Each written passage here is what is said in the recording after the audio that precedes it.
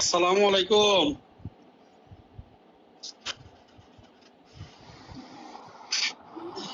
আচ্ছা স্যার, ভালো আছেন স্যার? আছি ভালো, আপনারা কেমন আছেন? জি স্যার, ভালো আছি স্যার। পড়াশোনা কেমন চলে? জি স্যার, করতেছি স্যার, পড়াশোনা করতেছি স্যার।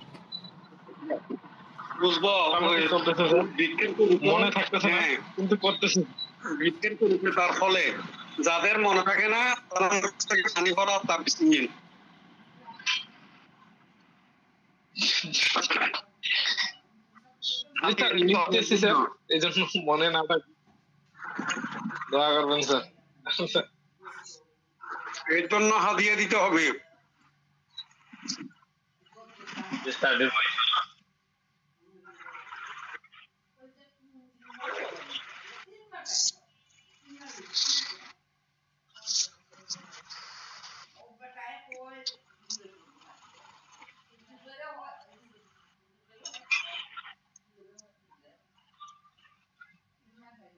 এলএলবিতে ভর্তি হওয়ার আগে আপনারা কেউ আইন নিয়ে টুকিটাকি পড়াশোনা করছেন?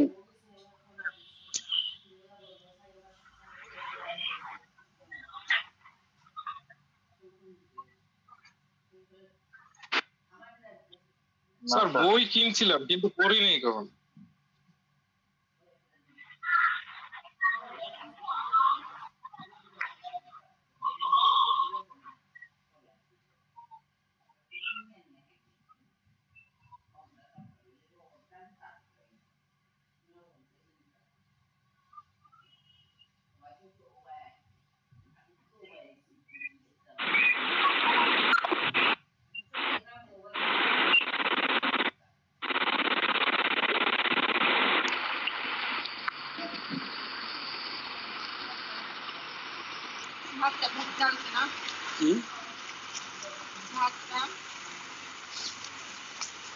আসসালামু আলাইকুম।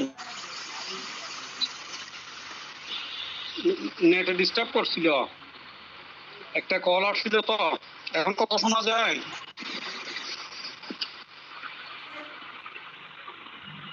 জি স্যার, ক্লিয়ার স্যার। জি স্যার, ক্লিয়ার স্যার।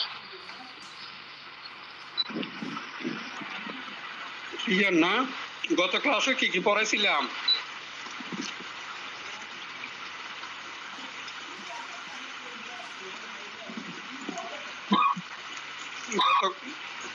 গত ক্লাসে কি কি পড়াইছিলাম?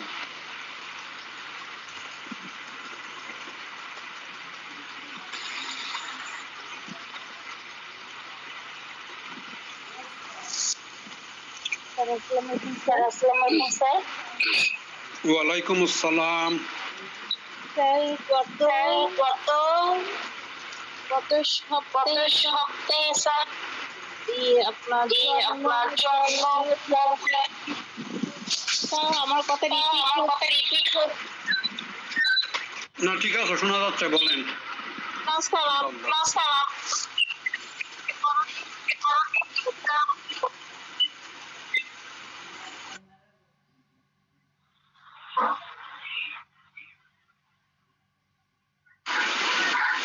শোনা যাচ্ছিল, বলেন। স্যার এখন ঠিক আছে, মানে আমার কথা রিপিট হয়ে আসছে তো আমি ডিস্টার্ব ফিল করছিলাম। স্যার 3 নাম্বার ক্লাস ছিল গত সপ্তাহে, সেই পড়া ছিল আপনার 54, 55, 59 ধারা আপনি পড়া নেবেন বলছে। তো সেটা হলো 3 নাম্বার ক্লাসে। আর তার আগে যে 2টা ক্লাস হয়েছে ওর মধ্যে আপনার 6 ধারা, 9 ধারা এগুলো আপনি বুঝেছিলেন, এগুলো সব পড়া ছিল, এগুলো সবাইকে আপনি ধরবেন সেটা আপনি মেনশন করে দিয়েছেন। তো এগুলো সব আল্লাহ মর্জি সব পড়ে রাখছি, এখন আপনি ধরলে আমি বলবো।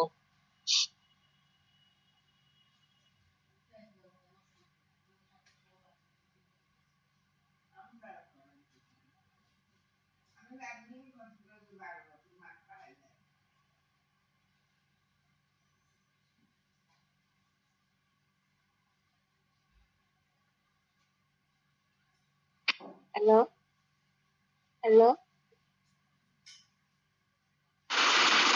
আমি মিউট হয়েছিলাম। হ্যাঁ, শোনা যায়? জি স্যার হ্যাঁ, থ্যাংক ইউ। বলেন 59 নম্বর সেকশনে কিসের কথা বলা আছে?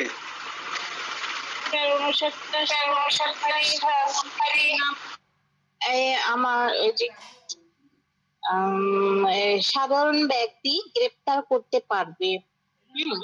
আপনি আমি আমরা যারা সাধারণ ব্যক্তি তারা 59 ধারায় বিনা কারণে গ্রেপ্তার করতে পারবো। তো 3টা ক্ষেত্র আছে সেখানে, সরি 3টা না 2টা হবে এখানে। জামিনযোগ্য অপরাধ আর একটা হচ্ছে আপনার জামিন আমলযোগ্য অপরাধ, হচ্ছে জামিন অযোগ্য অপরাধ। এই 2টার ক্ষেত্রে আমরা অপরাধ যদি করে তাহলে সেক্ষেত্রে একটা হচ্ছে জামিনের অযোগ্য, একটা হচ্ছে যে সমস্ত অপরাধ জামিনের অযোগ্য সেগুলা, হ্যাঁ আরেকটা হচ্ছে আমলযোগ্য। স্যার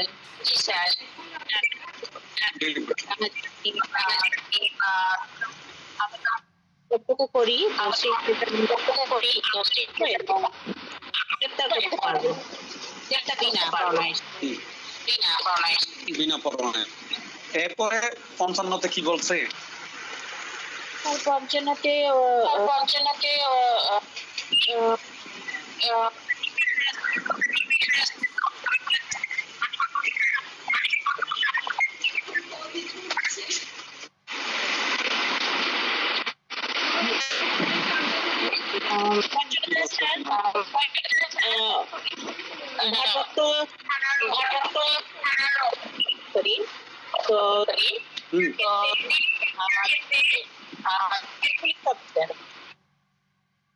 উনি ভব করে তারপরে আপনার অভ্যাসগত দস্যুতা করলে আর আরেকটা হচ্ছে যোগী, এই ক্ষেত্রে উনি বিনা পরোয়ানা ধরতে পারবেন। এটা হচ্ছে আপনার ভারপ্রাপ্ত কর্মকর্তা ওসি যিনি।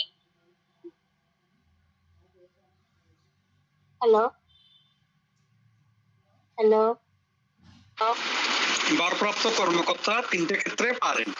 হ্যাঁ, অতিরিক্ত 3টে উনি হ্যাঁ, অতিরিক্ত 3টা, ভেরি গুড। অতিরিক্ত 3টা পারেন।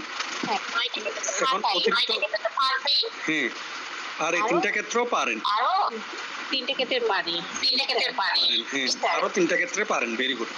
তো অতিরিক্ত 3টা ক্ষেত্রে যে পারেন, এই ক্ষেত্রগুলো তো অন্য কেউ পারে না স্যার, অন্য কেউ পারে না, একমাত্র ভারপ্রাপ্ত কর্মকর্তা পারবে। ওনাদের বলে এই 3টা ক্ষেত্র কি কি?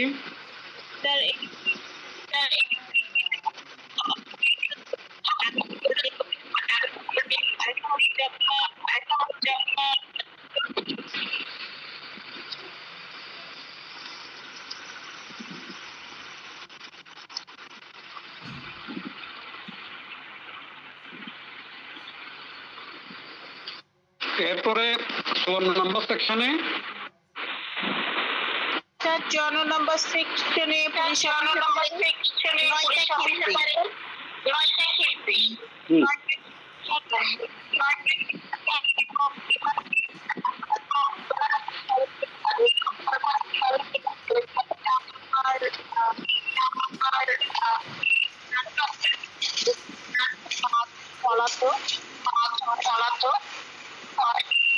হচ্ছে সামরিক বাড়ি থেকে পলায়ন আর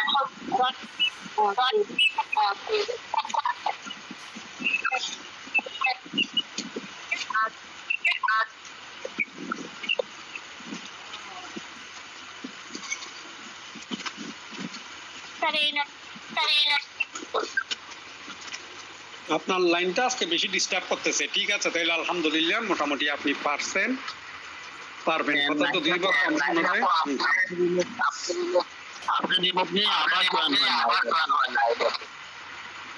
হ্যাঁ, বের হয়ে আবার জয়েন হলে মাঝে মধ্যে লাইন ঠিক হয়ে যায়। গেছে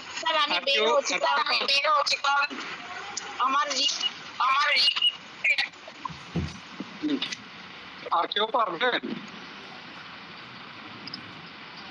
আমি মনে করছিলাম আমার এখানে শুনতে সমস্যা হচ্ছে, নেটওয়ার্ক আমার এখানে ডিস্টার্ব করে, তাইলে তো আপনারাও মনে হয় ভালো মতো শুনতে পারেন নাই। তো যা হোক, তবে যতটুকু শুনছি আমরা তাও অ্যালার্মিং। উনি যতটুকু বলছেন, যতটুকু বুঝলাম, মোটামুটি উনি পড়ছেন। এখন আপনারা আর কেউ পড়ছেন এই সেকশন গুলা?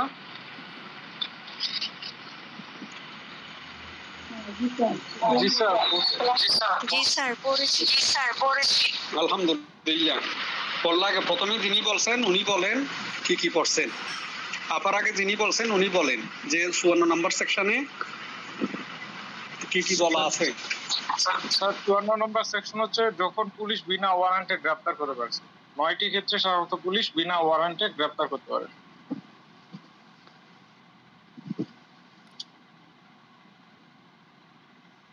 হ্যালো, হ্যাঁ বলেন, ক্ষেত্রগুলো বলেন।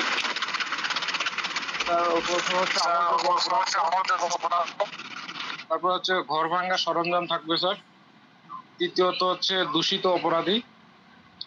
চতুর্থ হচ্ছে স্যার চোরাই মাল যদি তার কাছে পাওয়া যায় স্যার। আর 5 নম্বর হচ্ছে পলাতক পুলিশের কাজে বাধা সৃষ্টি করলে।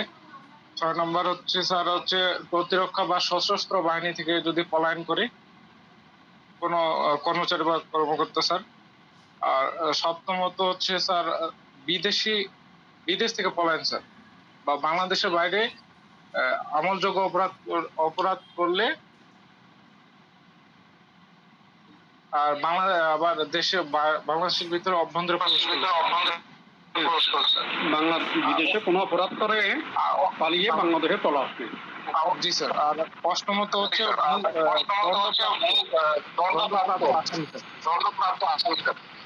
আর নবমত হচ্ছে স্যার দণ্ডপ্রাপ্ত আসামিকে কি করলে? দণ্ডপ্রাপ্ত আসামিকে ক্ষমা প্রদর্শন করতে হবে। ক্ষমা প্রদর্শন করার পরে তার নাম ঠিকানা না বলে, সে কোথায় যাচ্ছে সেটা না জানিয়ে থানাকে যদি অন্য কোথায় চলে যায়। Very good. তারপরে বলেন তো ভারপ্রাপ্ত কর্মকর্তা কত সেকশনে? 55 স্যার। অবঘরে অভ্যাসগত দর্শক প্রভৃতি গ্রেফতার করতে। হ্যালো, তারপরে ভবঘুরে অভ্যাসগত দস্যু, এরপর হচ্ছে জঙ্গি টঙ্গিতে যারা আত্মগোপনতাকে অপরাধ করতে চায়। হ্যাঁ, ভেরি গুড। এরপর 59 নম্বর সেকশনে 59 নম্বর সেকশন স্যার বেসরকারি ব্যক্তি কর্তৃক গ্রেফতার বা জনগণ কর্তৃক গ্রেফতার। উনি কয়টা ক্ষেত্রে পারেন? স্যার এখানেও 3টি ক্ষেত্র। এখানেও 3টি ক্ষেত্র। কি কি? স্যার জামিনযোগ্য অপরাধকারী ব্যক্তি। তাহলে ক্ষেত্র কয়টা হয়? জামিনযোগ্য, জামিনযোগ্য, জামিনযোগ্য, আমলযোগ্য।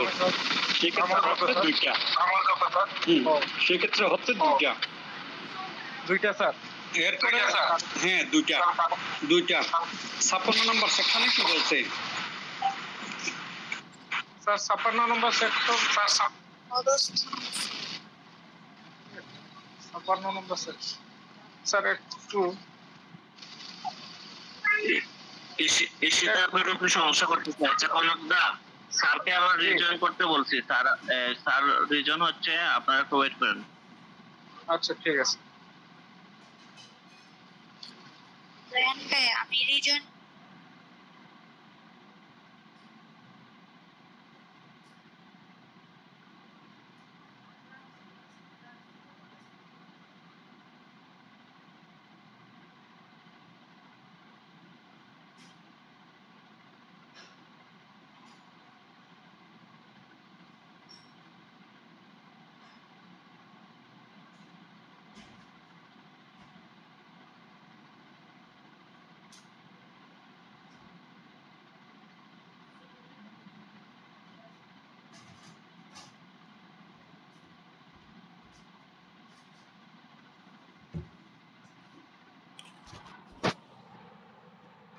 ডিস্টার্ব করে আমাদের চিটাগাং আজকে বৃষ্টি হচ্ছে, ওয়েদার খুব খারাপ, বৃষ্টি হচ্ছে এখন।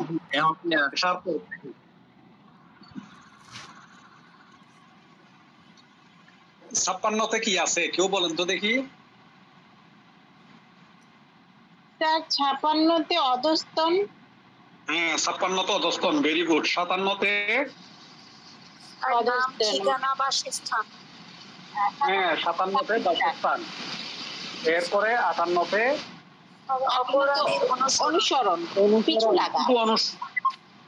শুনেন, এই 56, 57, 58 মনে রাখবেন। অধস্তন, বাসস্থান, অনুসরণ, এই তিনটা শব্দ। 56তে অধস্তন, 57তে বাসস্থান, 58তে অনুসরণ। বাস হয়ে গেল শিকার। বাকিটা একটু দেখলে আপনারা পারবেন। এখন বলেন, তাবিজ পাইছেন? পড়াশোনা মনে রাখার তাবিজ?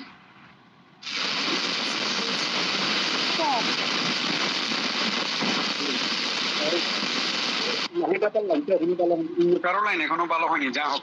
তাইলে মোট কথা হচ্ছে আমরা 54 থেকে যদি 59 মনে রাখতে চাই, 54তে পুলিশ অফিসার বিনা পরোয়ানায় গ্রেপ্তার করা।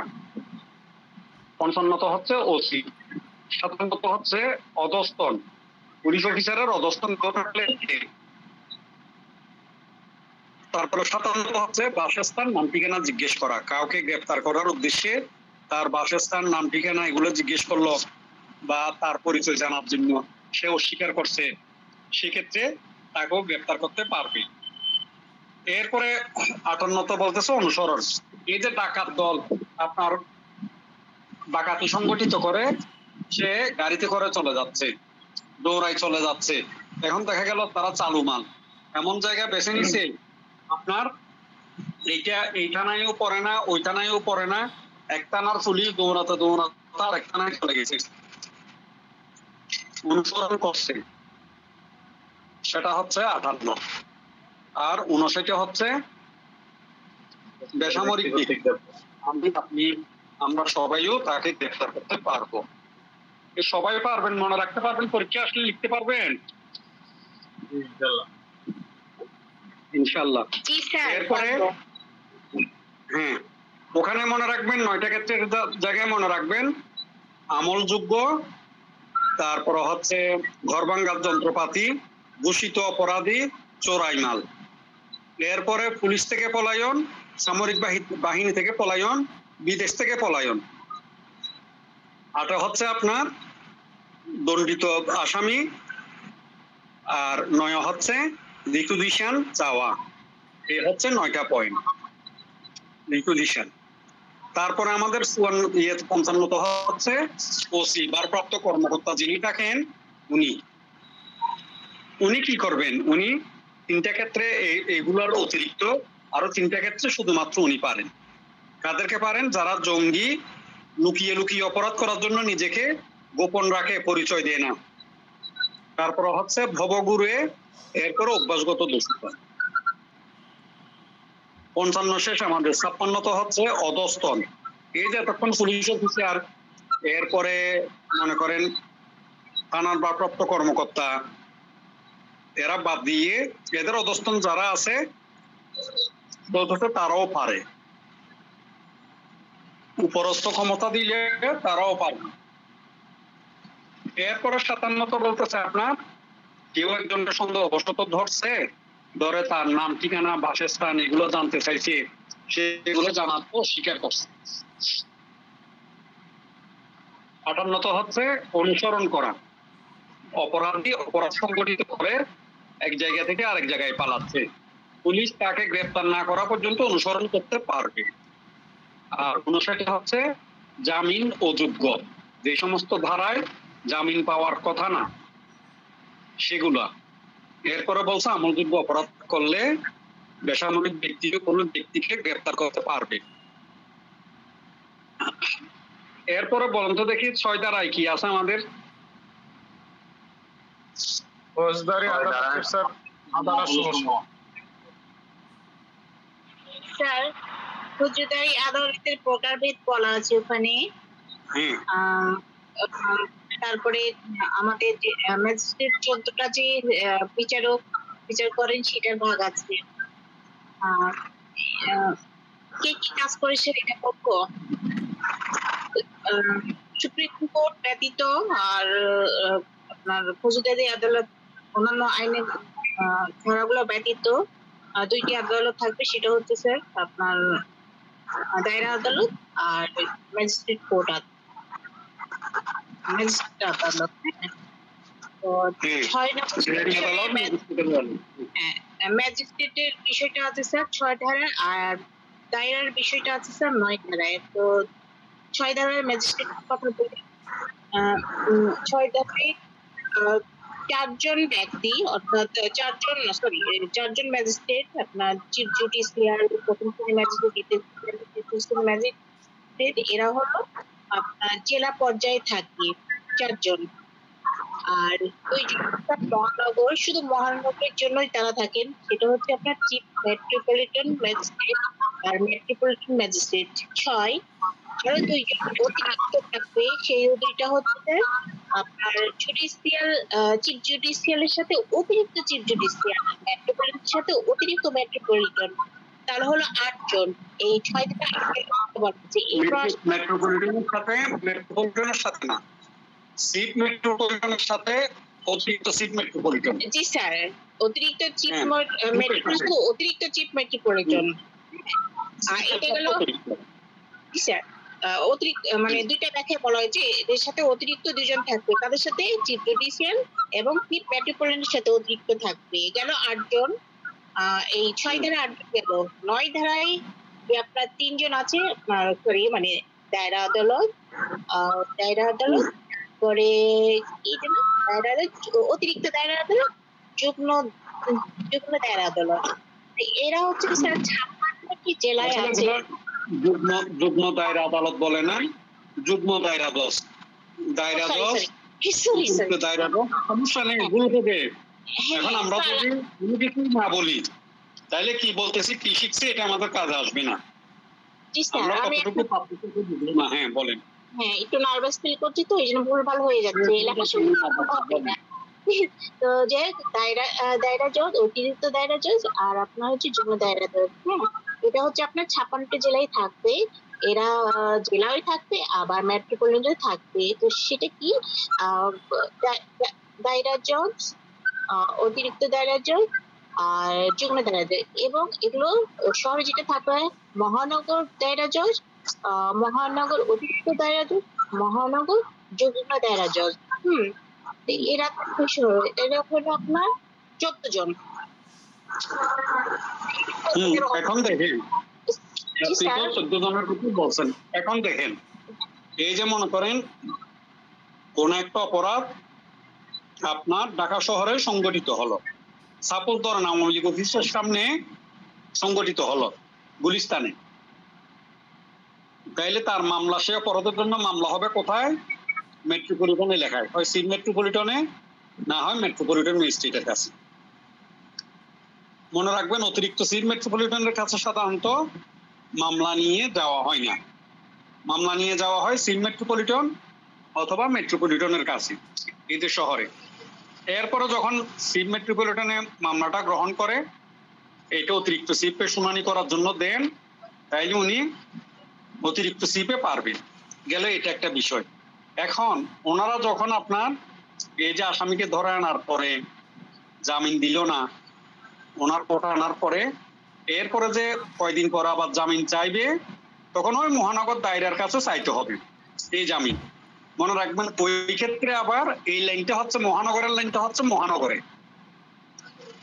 যে মহানগর ম্যাজিস্ট্রেট, এরপর অতিরিক্ত মহানগর ম্যাজিস্ট্রেট, চিফ মহানগর ও আপনার চিফ মেট্রোপলিটন ম্যাজিস্ট্রেট, তাহলে এই লাইন। এরপর আবার তাদের উপরে যদি আমরা যাই মহানগর যুগ্ম দায়রা জজ, অতিরিক্ত মহানগর যুগ্ম দায়রা জজ, তারপরে মহানগর ওই দায়রা জজ। তাইলে আপনার যখন একজন আসামিকে ধরে মেট্রোপলিটন ম্যাজিস্ট্রেটের কাছে নিয়ে গেল, সে জামিন দিল না, তাইলে পরবর্তীতে আমরা একই আদালতে আবার জামিন চাইতে পারবো, নতুবা সপ্তাহখানেক পরে আপনার এই যে এখানে যে জামিন দেয় নাই সেই আদেশের কপিটা নিয়ে আমরা মহানগর দায়রা জজও জামিন চাইতে পারবো। আর যখন জেলা হবে তখন জেলা থেকে জেলায় যাবে। দ্যাট মিনস আপনার মহানগরের শুরু অপরাধ মহানগরে সংঘটিত হয়েছে, মহানগর হয়েছে, সেই লাইনটা আলাদা। আর যদি জেলায় সংগঠিত হয় তাহলে জেলায় যে লাইনটা শুরু হবে সেই লাইনটা জেলার গুলোতে যাবে। সবাই ক্লিয়ার হয়েছে? জি স্যার, এবার বুঝতে পেরেছি। আপনি তো বুঝছেন, অন্য কেউ বুঝছেন কিনা নাকি আবার বলতে হবে? স্যার বুঝছি স্যার, আমি ফৌজদারি আদালত সমূহ 60 আগে লিখে ফেলছিলাম স্যার, বলবো? ভেরি গুড, বলেন তো কি লিখছেন? হ্যাঁ পড়েন।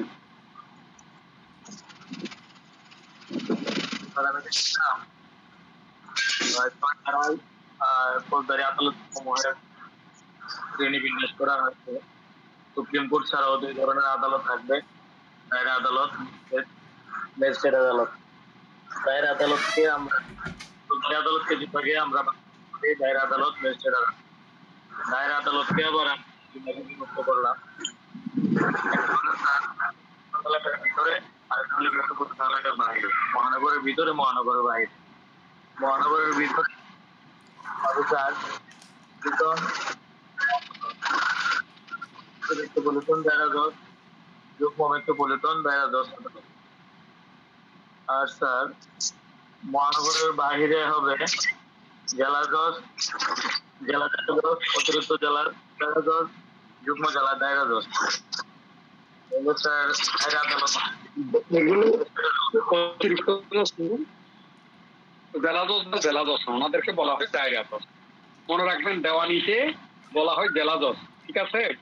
আর ফৌজদারিতে বলা হয় দায়রা জজ। ফৌজদারিতে হচ্ছে বাংলা শব্দটা, আর দেওয়ানিতে হচ্ছে জেলা জজ, কথাটা কমন। আর ওখানে বলে আপনার ইংলিশে বলে এটাকে স্টেশন জজ। স্যার ম্যাজিস্ট্রেট আদালতকে আবার সেম 2 ভাগে আমরা বিভক্ত করতে, একটা হলো মেট্রোপলিটন এলাকার ভিতরে আর একটা মেট্রোপলিটন এলাকার বাইরে।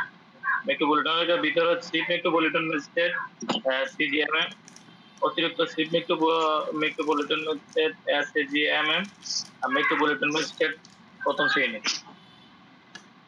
তারপর মহানগরের বাইরে হলে sir chief judicial magistrate CGM, অতিরিক্ত judicial magistrate SGM, senior judicial magistrate প্রথম শ্রেণী, জুডিশিয়াল ম্যাজিস্ট্রেট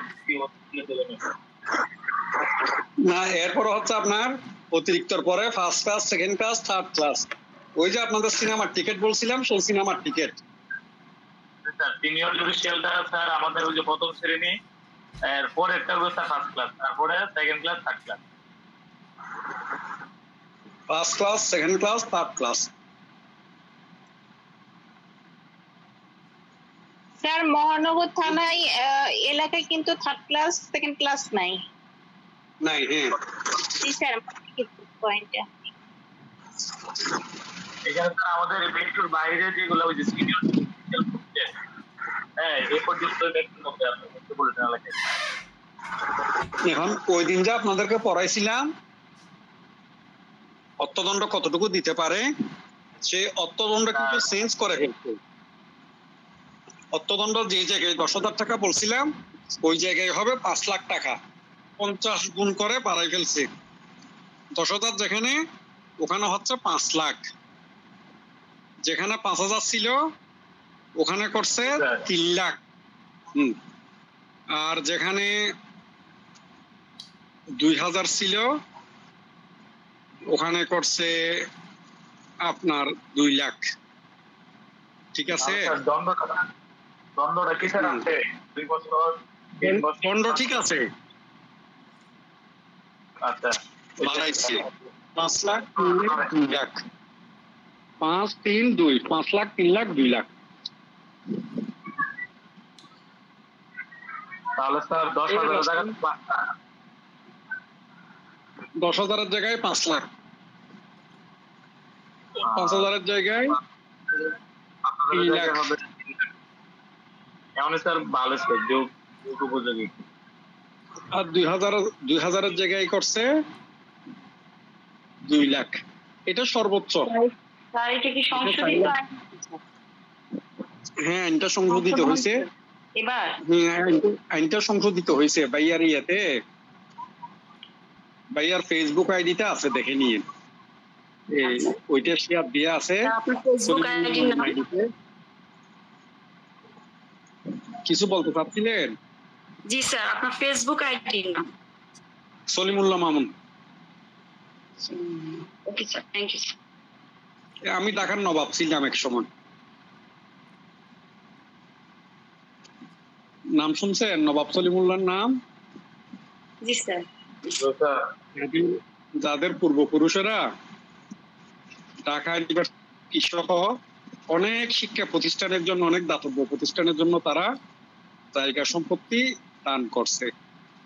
কখনো যদি বুয়েটে যান বা 30,000 বুয়েটে পড়লে এদের থেকে জিজ্ঞেস করিয়েন, বুয়েট ক্যাম্পাসের পাশে সলিমুল্লাহ এতিমখানা নামে বিরাট একটা এতিমখানা আছে, বিরাট, এগুলো 8-10 তলা বিল্ডিং, বিরাট জায়গা নিয়ে।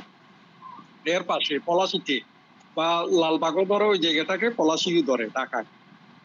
এদের অনেক কিছু আছে, ঢাকা ইউনিভার্সিটির জায়গা থেকে শুরু করে এরা মুসলিম জাগরণ অনেক কিছু করছে ওই আমলে। তো যা হোক, তো ভাইয়ার নাম প্রথমে তো আরেকটা ছিল, আমার ফুফু আদর করে বাতিদের নাম রাখছে অনেক লম্বা। প্রতিবার যখন পরীক্ষা দিতে যায় এই লম্বা লাইন, এরপরে মার্কিন ভিসার জন্য লেখা, এই যে মোহাম্মদ সলিমুল্লাহ আল মামুন, এতটুকু লিখতে দিন একটা চলে যায়। বার কাউন্সিলের জন্য আরো বেশি খারাপ লাগতো। পরে দিনে মানা করে দিছি কারো 2 শব্দ ছাড়া বড় নাম না রাখতে। যা হোক, এরপর আসি আমরা পড়াশোনায়। আপনারা বাকি যারা আছেন সবাই পড়বেন। এই যে আজকের দিনে কম করে হলে শুধু 5 জনে বলছে ভাইয়া ভালো রেজাল্ট করতে চাই, কি করব? এখন ভালো রেজাল্ট করতে চাই, কি করব? এটা যদি একজন এলএলবি স্টুডেন্টে এই প্রশ্ন করে, এর চাইতে খারাপ আর কোনো কিছুই দেখায়নি। এটা ধরে বোঝা যায় সে ভালো পড়াশোনা করে না। ভালো পড়াশোনা ছাড়া ভালো রেজাল্ট করার কোনো বিকল্প নেই, এবং ভালো পড়াশোনা করার আলাদা একটা নিয়ম আছে। সেই নিয়মটা হচ্ছে, আপনি টিচারের কাছে যা পড়লেন, টিচারে যা পড়ালেন, সেই পড়া আপনাকে তৎক্ষণাৎ শিখে নিতে হবে, না হয় আপনি ভালো রেজাল্ট করতে পারবেন না।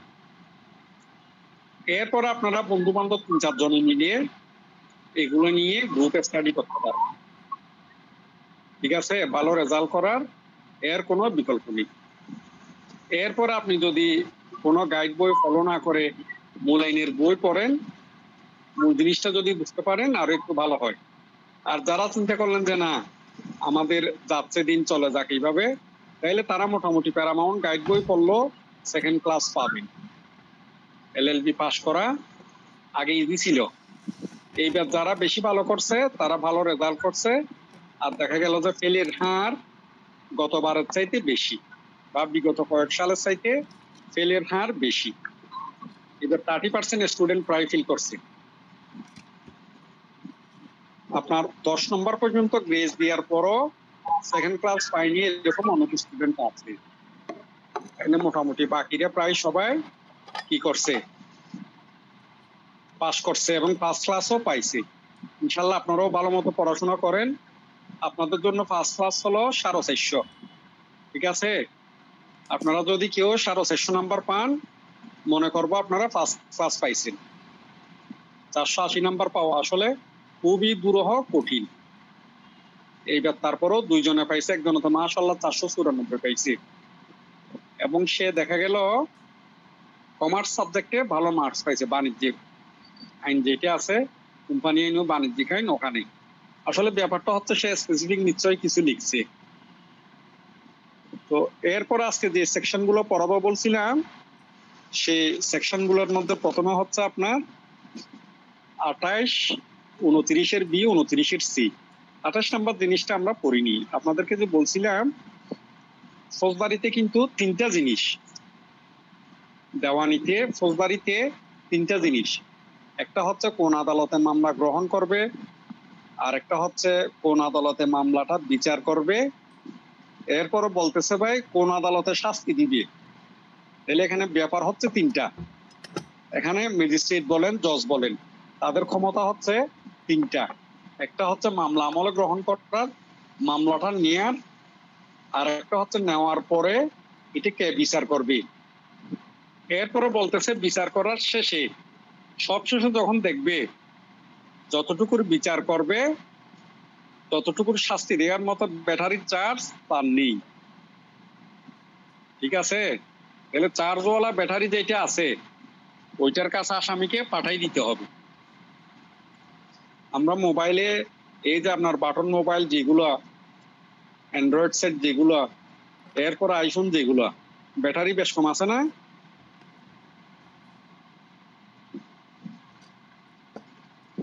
আমার কথা কি শোনা যায়? জি জি স্যার। স্যার। তাইলে হচ্ছে কি, ওইরকম মোবাইলের দামি মোবাইল সস্তা, এরপরে মাঝারি মানের, এগুলো যেমন ব্যাটারি বেশ কম আছে, আমাদের ফৌজদারি আদালত এরকম কি আছে আপনার দামি জজ, এরপরে মাঝারি মানের, এরপরে নিচু মানের, আর একটু নিচের, এইরকম জজরা ওখানে আছে। তারা কি করে, অপরাধ আমলে সবাই নিতে পারে। কোন সবাই? এই যে দায়রা জজ, সবাই অপরাধ আমলে নিতে পারে। হাইকোর্টও সব অপরাধ আমলে নিতে পারে, শাস্তি দিতে পারে, বিচার করতে পারে। হাইকোর্ট দায়রা জজে সবকিছু পারে। আসলে পারে বলে দায়রা জজে আপনার কোনো মামলা দায়ের করা হয় না। সে মামলা অভিযোগ দায়ের করতে হয় কোথায়? অভিযোগ কোথায় দায়ের করা হয়? জুডিশিয়াল ম্যাজিস্ট্রেটদের কাছে। অভিযোগ কার কাছে নিয়ে যাব? জুডিশিয়াল ম্যাজিস্ট্রেট আদালতে, সর্বনিম্ন আদালত। সকল জুডিশিয়াল ম্যাজিস্ট্রেট আদালতের কাছে, এখতিয়ার সম্পন্ন জুডিশিয়াল ম্যাজিস্ট্রেট কাছে আমরা যাব। এগুলো কোন ধরনের অভিযোগ? সাধারণত আমল অযোগ্য ম্যাজিস্ট্রেটের কাছে নিয়ে যাই। কোনগুলো? সাধারণত আমল অযোগ্য। এখন আবার তারপরে বলতেছি কি, যদি কোনো আমলযোগ্য অপরাধের সংবাদ এজাহার থানায় নিয়ে যাওয়া হয়, থানা কর্তৃপক্ষ ওইটা অ্যাকসেপ্ট না করে, তাহলে কি সে বিনা বিচারে মরবে? আমাদের আইনি বলতেছে না, তখন সে এই অভিযোগ ম্যাজিস্ট্রেটের কাছেও নিয়ে যেতে পারবে। কি করতে পারবে? ম্যাজিস্ট্রেটের কাছে নিয়ে যেতে পারবে। সেক্ষেত্রে তাকে দেখাতে হবে যে আমি অভিযোগ নিয়ে থানায় গিয়েছিলাম, আমার অভিযোগ থানা কর্তৃপক্ষ গ্রহণ করে নাই। ব্যাপারটা বুঝছেন? তাইলে আমলযোগ্য নিয়ে যেতে হয় থানায় এজাহার আকারে, আমলের অযোগ্য নিয়ে যেতে হয় ম্যাজিস্ট্রেটদের কাছে এখতিয়ার সম্পন্ন। এরপরে বলতেছে থানা যদি আমলযোগ্য অপরাধ সংগঠিত খবর পেয়েও না আনে, এটা গ্রহণ না করে, সেই ক্ষেত্রে ম্যাজিস্ট্রেটদের কাছেও নিয়ে যেতে পারবে। এই কথা বলছে আপনার 28-এ। ওখানে বলে কি দেখেন, এই কার্যবিধির অন্যান্য বিধানাবলী সাপেক্ষে দণ্ডবিধির 1860 সনের 45 আইনে বর্ণিত যে কোনো অপরাধের বিচার করবেন হাইকোর্ট বিভাগ অথবা দায়রা আদালত অথবা অন্য কোনো আদালত, যে আদালত এরূপ অপরাধের বিচার করতে পারেন মর্মে তফসিল 2-এর কলাম 8-এ প্রদর্শন করা হয়েছে। তাহলে হাইকোর্ট বিভাগ সবকিছু বিচার করতে পারে, দায়রা আদালত সবকিছু বিচার করতে পারে। এরপরে বলতেছে এগুলো ছাড়া অথবা অন্য কোনো আদালত। সেই আদালত কোনগুলো? অন্য কোনো আদালত কোনগুলো? যেগুলো ওই যে আপনাদেরকে বলছিলাম সেকেন্ড শিডিউল 2য় তফসিলের 8 নং কলামে এই আদালতে কোন অপরাধের বিচার করতে পারবে কোন আদালতে, ওখানে বলা আছে। তাহলে তারা সেগুলো কি করবে? বিচার করবে। এখানে বলতেছি কি দেখেন, একটু উদাহরণও আছে। অপরাধজনক নরহত্যার দায়ে দায়রা আদালত এর বিচার করে। তাকে ইচ্ছাকৃতভাবে আঘাত করার দায়ে দণ্ড প্রদান করা যেতে পারে, যদিও এ অপরাধ ম্যাজিস্ট্রেট কর্তৃক বিচার্য। কতটা কি পাইলেন? প্রথম কথা হচ্ছে আপনার দণ্ডনীয় নরহত্যার জন্য বা খুনের জন্য দায়রা আদালতে একটা বিচার করতেছে। উনি সবকিছু শেষে, সাক্ষ্য প্রমাণ শেষে দেখলেন কি সে গুরুতর আঘাতের জন্য তাকে শাস্তি দিছে। কিসের জন্য শাস্তি দিছে? ইচ্ছাকৃতভাবে আঘাত, গুরুতর আঘাতও না, ইচ্ছাকৃতভাবে আঘাত। ইচ্ছাকৃতভাবে আঘাত হচ্ছে আপনার সাথে আঘাত করা বা সিম্পল আঘাত, যেটার শাস্তি আপনার 1 বছর পর্যন্ত কারাদণ্ড। তাহলে সিম্পল ব্যাপারটা দায়রা আদালতে যেহেতু বিচার করে ফেলছেন, উনি সাজা দিতে পারবেন। এরপরে বলতেছে যদিও এই বিচার ম্যাজিস্ট্রেট আদালতে করতে পারত, যদিও এই বিচার কি করতে পারে, ম্যাজিস্ট্রেট আদালতে করতে পারে। আসলে দেখা গেল একটা খুন সংগঠিত হয়েছে, এখন যে আসামিকে ধরে নিয়ে গেছে দেখা গেল সে খুনের পাশাপাশি ওখানে হালকা পাতলা মারামারি হয়েছে, ধাক্কাধাক্কি হয়েছে, গুরুতর আঘাত হয়েছে। এখন দেখে ধরে নিয়ে গেছে আসামি, সে শুধুমাত্র ওই সামান্য আঘাত দিছে, ইচ্ছাকৃতভাবে কাউকে আঘাত করছে, লাঠি দিয়ে আপনার পিটাইছে একটা দুইটা, এই জাতীয় হালকা পাতলা কিছু করছে, সে ওখানে বেজে গেছে। তাহলে তো সাক্ষী প্রমাণ দিয়ে যখন প্রমাণ দিতে পারে নাই, দায়রা আদালতে বিচার করে তাকে কি করবে, ইচ্ছাকৃত আঘাতের শাস্তিও দিতে পারবে। এই ক্ষেত্রে সে বলবে না যে ভাই আমি তো বড় লোক, আমি বড় বড় শাস্তির বিচার করি, বড় বড় শাস্তি দিই, তোমাকে 1 বছর আমি দিব না, ম্যাজিস্ট্রেটের কাছে পাঠাই দিই। নো, এইরকম কোনো সিস্টেম নেই। তবে যখন দেখবেন ম্যাজিস্ট্রেটে যে এইটার সাজা দেওয়ার ক্ষমতা তার নেই, তখন সে কি করবে, ওই মামলা দায়রার কাছে পাঠাই দিবে। মনে করেন ফার্স্ট ক্লাসে বিচার করলো, এই যে থার্ড ক্লাসে বিচার করলো, সেকেন্ড ক্লাসে বিচার করলো, সে যখন দেখলো এটা ডালমে কুচ কালা হে, বেশি করে শাস্তি দিতে হবে, ওই শাস্তি দেওয়ার মতো ক্ষমতা তার নেই। এই ক্ষমতা আছে কার, চিফ জুডিশিয়ালের। তাইলে সে চিফ জুডিশিয়ালের কাছে এইটার যতটুকুতে শেষ করছে সে ততটুকুর পরের গুলো ওখানে পাঠিয়ে দিবে, চিফ জুডিশিয়াল এগুলো বিবেচনা করে শাস্তি দিয়ে দিবে। বুঝে পাইছেন?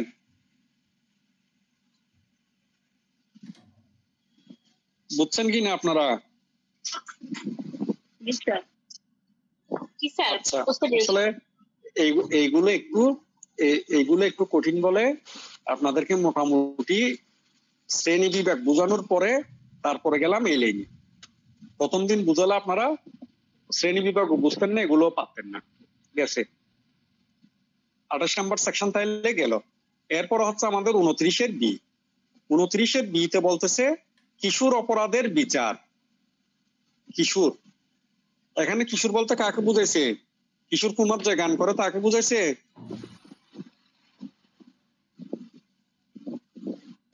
15 বছরের নিচে। কত বুঝাইছে? 15 বছরের নিচে। তাহলে কিশোর কুমারকে বুঝাইনি না, বুঝাইছে 15 বছরের নিচে। একটা জিনিস দেখেন তো, আইনও কিন্তু বৈষম্য করে। এখানে শুধু কিশোরদের ক্ষেত্রে এখতিয়ার লেখছে, কিশোরীদের ক্ষেত্রে এখতিয়ার কোনো কিছু আছে এই সেকশনে? ফৌজদারিতে কিশোরীদের ক্ষেত্রে কোনো কিছু বলে নাই না? জি না স্যার, সেটাই তো কথা। সেটা কথা। তার কারণটা কি বলেন তো দেখি? যখন আমাদের 1898 সালে এই ফৌজদারি কার্যবিধি প্রণয়ন করে, তখনকার আমলের কিশোরীরা দণ্ডবিধিতে যে অপরাধগুলোর কথা বলছিল তার সাথে সাধারণত জড়িত ছিল না। মূল কাহিনী কি বুঝে পাইছেন? জি স্যার। হ্যাঁ। তখন স্যার আমরা যে বলি না, কেউ অন্যভাবে নিয়েন না, আমরা যে বলি তখন অন্ধকার ছিল, এখন আধুনিক হয়েছে, ঠিক আছে?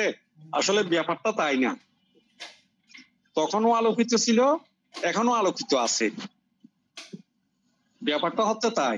এবং তখন এমন আলোকিত ছিল, আমাদের সমাজের একটা অংশ ওই সময় দণ্ডবিধির কোনো অপরাধের সাথে জড়িত ছিল না, বিশেষ করে কিশোরীরা। 15 বছর পর্যন্ত কোনো কিশোরী তখন আপনার কোনো অপরাধের সাথে জড়িত ছিল না। তখন যারা সম্মানিত আইন প্রণেতারা ছিলেন, তারা যেহেতু সমাজে ঘটে নাই, ওনারাও চিন্তাও করেন নাই যে এদের জন্য আইন প্রণয়ন করতে হবে। কিন্তু এখন এসে আমরা সভ্যতার কথা বলি বা তথাকথিত প্রগতির কথা বলি, এখন দেখা গেল কি কিশোরদের পাশাপাশি কিশোরীদেরকেও কিশোর হিসাবে গণ্য করতেছে। যদিও বা আইনে কিশোরদের কথা বলা নেই, কিশোরীদের কথা বলা নেই, কিন্তু তারপরও কিশোরীদেরকেও 15 বছর হিসাব করে তাদেরকে গণনায় নেওয়া হয়, ঠিক আছে? কিশোরদের ক্ষেত্রে দেখেন এখানে মজার ব্যাপার হচ্ছে এটা এমন একটা অপরাধ, এই কিশোরদের ক্ষেত্রে এমন একটা অপরাধ, এটা বিচার করার জন্য, এটাকে কিশোরদেরকে হেফাজতে রাখার জন্য এটার ভিন্ন সিস্টেম করে দিছে। প্রথমে বলতেছে যদি কোনো ব্যক্তি মৃত্যুদণ্ড বা যাবজ্জীবন কারাদণ্ডে দণ্ডনীয় অপরাধ ব্যতীত, এতে কিশোরেরা কি করে নাই, এমন কোন অপরাধ করে নাই যেটার একমাত্র শাস্তি মৃত্যুদণ্ড, এমন কোন অপরাধ করে নাই যেটার সর্বোচ্চ শাস্তি মৃত্যুদণ্ড। এরপরে বলতেছে এমন কোন অপরাধ করে নাই যেটার সর্বোচ্চ শাস্তি যাবজ্জীবন কারাদণ্ড, এইগুলো ছাড়া অন্য অপরাধ করলে।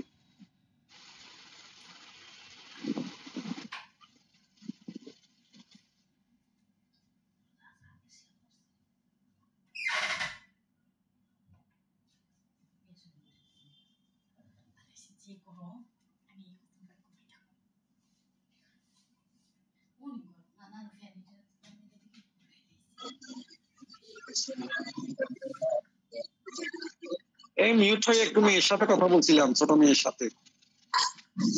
যা হোক, এখন ব্যাপারটা দেখেন, এখানে কিন্তু সে কিশোর হোক, কিশোরী হোক, 15 বছরের নিচে হোক, সে যে হবে হোক, এই সেকশনে বলতেছে তারা কি করতে পারবে না, 15 বছরের নিচে হলো ওই ধরনের অপরাধ করতে পারবে না যেগুলোর শাস্তি মৃত্যুদণ্ড, যেগুলোর শাস্তি যাবজ্জীবন কারাদণ্ড, সর্বোচ্চ শাস্তি। মৃত্যুদণ্ড কয়টা সেকশনে আছে কেউ বলতে পারেন দণ্ডবিধিতে? স্যার একটা সেকশন আছে মৃত্যুদণ্ড। মৃত্যুদণ্ড একটা সেকশনে আছে, সেটা কি? স্যার ধারাটা আমার মনে নেই, আপনি গত ক্লাসে বলেছিলেন। আচ্ছা যা হোক, বলি এইবার বলি, এই ফর্মুলায় মনে রাখবেন, মনে থাকবে। মেয়েদের সতীন কয়টা হলে জ্বালা বেশি বলতে পারেন? সতীন চিনেন? আমাদের চিটাঙে তো সতীন বলে, আপনাদের ডিস্ট্রিক্টে কি বলে সেটা জানি না। চিটাঙের কেউ আছেন নাকি? স্যার সতীন মানে হচ্ছে একের অধিক স্ত্রী যে স্বামী থাকে। ভেরি গুড, একের অধিক স্ত্রী। যা হোক, অতটুকু বুঝলেই হলো। তাইলে আপনার যে পুরুষের 3টা স্ত্রী, সতীন 3টা, তাদের দুঃখের শেষ নেই। একটা পর্যন্ত মোটামুটি সতীন সহ্য করা যায়, কিন্তু যখন তার মানে 2 জন হলো সেটা সহনীয়, কিন্তু যখন 3 জন হয়ে যায় তখন কি ওইটা অসহনীয় হয়ে যায়। কয়জনের জ্বালা সইবে সেটা হচ্ছে আপনার 303। এই দণ্ডবিধির যখন 303 নাম্বার সেকশন আপনারা পড়বেন, এটাতে হচ্ছে সর্বোচ্চ শাস্তি, একমাত্র শাস্তি মৃত্যুদণ্ড। মনে থাকবে আপনাদের? স্যার 303-এ 303-এ সতীন 3টা হলে মৃত্যুদণ্ড দেওয়া ছাড়া আর কোনো উপায় নেই, একমাত্র শাস্তি মৃত্যুদণ্ড। ওখানে নিয়ে বলতেছে কি আপনাদের যে যাবজ্জীবন কারাদণ্ডে দণ্ডিত ব্যক্তি, সাজাপ্রাপ্ত ব্যক্তি কর্তৃক খুন করা, তার একমাত্র শাস্তি হবে মৃত্যুদণ্ড, একমাত্র শাস্তি অনলি ওয়ান। এইটা ছাড়া আরো কিছু সেকশনে মৃত্যুদণ্ড আছে। এটা কয়েকটা সেকশনে বলছিলাম, আপনারা শুনতে শুনতে আস্তে আস্তে নোট করে ফেলবেন। এই জিনিসটা সবসময় খেয়াল রাখবেন। ভাইয়া যা বলি, যতটুকু আপনারা প্রয়োজন মনে করেন ততটুকু আপনারা কি করবেন, নোট করে ফেলবেন। এগুলো কাজ দিবে, এবং তারিখ ওয়াইজ নোট করবেন। এই তারিখের এই নোট, ওই তারিখের এই নোট। আপনাদের বিশ্বাস হয় কিনা কি জানি, ভাইয়া 22 সাল থেকে যখন এলএলবির জন্য প্রাইভেট পড়তাম, এরপরে বার কাউন্সিলের জন্য যখন প্রাইভেট পড়তাম, টিচাররা যা বলতো ভাইয়া তা নোট করতাম। এই ক্লাসের প্রত্যেকটা নোট তারিখ অনুযায়ী এগুলো ভাইয়ের কাছে ছিল। এবং বার কাউন্সিলের জন্য, এরপরে এলএলবি ফাইনালের জন্য ভাইয়ের দীর্ঘদিন প্রায় 3 বছর পড়াশোনা করছি 2টা স্যারের কাছে। আমার কাছে প্রত্যেকটা ক্লাসের নোট আছে। এটা দিয়ে যে ক্লাসগুলোর আমার কোনো নোট নেই। তবে হ্যাঁ, আপনারা বলতে পারেন এই যে জায়গা জমির লেখাজোখা লেখে না, দলিল লেখেতে কারা দলিল লেখছেন কিনা কি জানি। আমার মেয়ে ছোটটা বলে, আব্বু তুমি স্যার এগুলো আর কেউ বুঝবে না। ওই দলিল রাইটারদের দলিলের মতো, তার কারণ হচ্ছে স্যারারা স্পিডে বলে, তো এগুলো এরকম স্পিডে না লিখলে তখন হয় না। আপনারা কখনো শর্ট হ্যান্ডের কথা শুনছেন? জি sir, shorthand shorthand কি কারা করতো? সাংবাদিক। ভেরি গুড, সাংবাদিক। এই শর্ট হ্যান্ড ছিল সাংবাদিক। আমরা যখন ছোটবেলা মেট্রিক পাস করতাম, এখন তো ছেলে মেয়েরা কম্পিউটার শিখতে যায়, আমাদেরকে বলছিল typewriting and shorthand শেখার জন্য। ভাই মেট্রিক ছিল 90। তো যা হোক, এত কথা বলার উদ্দেশ্য হচ্ছে আপনারা নিজেরা বুঝেন মতো সংকেত দিয়ে হলো নোটটা করতে হবে। এরপরে যতটুকু লিখতে পারেন নাই বইয়ের সাথে একটু মিলিয়ে নিয়ে নোট করে ফেলবেন, তারপরে পড়বেন, ইনশাল্লাহ হবে। আর যাদের বিয়ে শাদী করে ফেলছেন, পড়ালেখা করার তেমন সুযোগ পান না, ছেলে হলে সারাদিনে বউকে 5 বার সালাম দিবেন যাতে সারাদিন ডিস্টার্ব না করে, আপনি পড়াশোনা করতে পারেন। আর মেয়ে হলো জামাইকে ডেইলি 5 বার সালাম দিবেন যাতে একটু পড়ালেখার সুযোগ দিন। এলএলবি পড়ালেখা অনেকক্ষণ সময় ধরে করতে হয়, ঘর সংসার বাদ দিয়ে, অভাব অভিযোগ বাদ দিয়ে, সে কারণে অনেক যুক্তি ঝামেলাও হয়। এটা যাতে না হয় সেটার জন্য এই কথা বলা। এরপরে হচ্ছে আপনাদের এই পড়াশোনা আসলে মনোযোগ দিয়ে পড়তে হয়। আপনি যদি অমনোযোগী হন, আপনার সংসারে যদি শান্তি না থাকে, এই পড়াশোনা আপনি হাজারো চেষ্টা করলে হবে না। এই যে তাবিজ দিব বলছি না, এগুলো এক একটা তাবিজ আপনাদেরকে আগে দিনে কিন্তু আজকের তাবিজ, এগুলো হচ্ছে আইনকে মনে রাখার আলাদা আলাদা তাবিজ। তো যাক, এখন মৃত্যুদণ্ড এটা ছাড়া আরো 9টা সেকশনে মৃত্যুদণ্ড আছে। ওখানে মৃত্যুদণ্ডের পাশাপাশি যাবজ্জীবন কারাদণ্ডও দিছে, আবার কিছু কিছুতে দোনোটার পাশাপাশি 10 বছর পর্যন্ত কারাদণ্ডও আছে। আপনারা দেখে নিয়েছেন গত বছরের এলবি ফাইনালে স্পেসিফিক কোয়েশ্চেনটা আসছিল, বা ওই কোয়েশ্চেনটা আসছে মনে হয় কোন সেকশনে আপনার শুধুমাত্র মৃত্যুদণ্ড আছে, এরকম একটা কোয়েশ্চেন আসছিল যা মনে হয়। এরপরে বাকি যে যাবজ্জীবন কারাদণ্ড আছে, আমার ভুল হতে পারে, আমি নিজে গণি নেই, তবে বিভিন্ন স্যাররা যে বইতে লেখছে টোটাল 55টা সেকশনে যাবজ্জীবন কারাদণ্ড আছে শাস্তি হিসাবে। এটা 55 হতে পারে, 54 হতে পারে, 56 হতে পারে, কয়টাতে আছে স্পেসিফিক এটা ওইভাবে মনে রাখার দরকার নেই। তবে বিশেষ বিশেষ গুরুত্বপূর্ণ সেকশন যেগুলো আছে, যেগুলোতে আপনার যাবজ্জীবন কারাদণ্ড দেয় সর্বোচ্চ, ওই ধরনের বেশ কিছু অপরাধ একটি সমাজে প্রচলন যেগুলো আছে দেখি, ওইগুলো মনে রাখি। তাইলে এই দুটো অপরাধ যদি যে কেউ করলে সেটা এই 29-এর বি অনুযায়ী গ্রহণযোগ্য হবে না। এটা যদি কিশোরেরা করে তারা এই নিয়মে পড়বে না। এই সেকশন গুলা ছাড়া মৃত্যুদণ্ডের 10টা সেকশন, যাবজ্জীবন কারাদণ্ডের যদি আমরা 55টাও ধরি বা 54টা ধরি বা 56টা ধরি, যেটাই ধরি না কেন, এই 64, 65, 64টা সেকশনে যদি কিশোর অপরাধীদেরও করে, 15 বছরের কম বয়স্ক যারা আছে তারাও যদি এই অপরাধ করে, সেক্ষেত্রে 29-এর খ প্রযোজ্য হবে না। এইগুলো ছাড়া বাকি অপরাধ যেগুলো আছে ওইগুলোর ক্ষেত্রে এই 29-এর বি প্রযোজ্য হবে। এখন এই জিনিস আবার একটু বুঝতে গেলে আপনাদেরকে যে 53 নম্বর সেকশন শাস্তি পড়াইছিলাম, কেউ বলতে পারবেন শাস্তি কয় ধরনের? 5 ধরনের। কি? মৃত্যুদণ্ড, হচ্ছে স্যার যাবজ্জীবন কারাদণ্ড,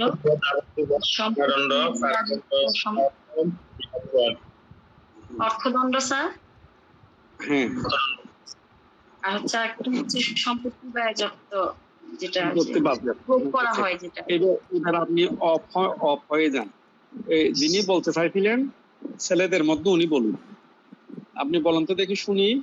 অনেকদিন পরে ছেলেদের রেসপন্স পাইলাম। আমি তো মনে করতাম একটা সময়ে ছেলেরা আইন নিয়ে পড়াশোনা করে না, আইন নিয়ে পড়াশোনা করে মেয়েরা। অনেকদিন পরে আজকে ছেলেদের কণ্ঠ শুনছি। দেখি বলেন, আপনি বলেন তো দেখি আপনার শাস্তি কত প্রকার বা কি কি বলতে চাইছিলেন, ওইটা বলেন তো দেখি। তারপর যাবজ্জীবন কারাদণ্ড, অর্থদণ্ড, সম্পত্তি বাজেয়াপ্ত, স্যার কারাদণ্ডের মধ্যে স্যার আছে সহশ্রম কারাদণ্ড, তারপর বিনাশ্রম কারাদণ্ড।